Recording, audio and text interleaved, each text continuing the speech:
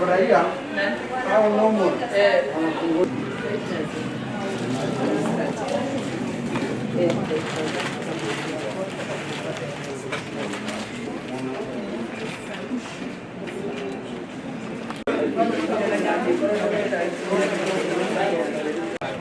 Lisha watu wa huku iko fiti maandazi.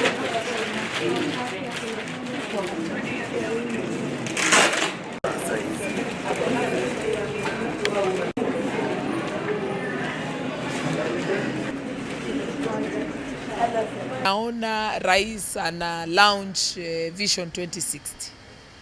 Mimi kusema kweli sina imani nayo, na atasema ni urongo hii ya kawaida. Kama manifesto tu ile tumefanya kitu kidogo kama hiyo ya kina mama, hiyo ni porojo, hiyo ni siasa, hiyo ni uongo, hiyo ni kuwadaa wa Kenya. Ile ningependa kurai kina mama na vijana, haswa vijana wa Kenya hii, ni kwamba raundi hii wasidanganywe na hii manifesto zimeandikwa vizuri na kizungu nyingi.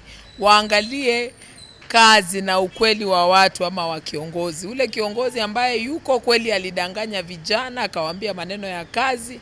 Ukiangalia Nairobi, vijana wetu wengi wako kwa mawe, hakuna kazi zile ambazo alikuwa amepromise vijana. Kina mama aliwadanganya, akatoa hata ile linda mama ile tulikuwa naye ya kina mama, ukija hapa kwamba ukija utajifungua bure, ilitolewa. Wakaeka vitu vingine vya shisha ambavyo havikavi kina mama akija kujifungua fully. So ningerai kina mama raundi hii tusidanganywe.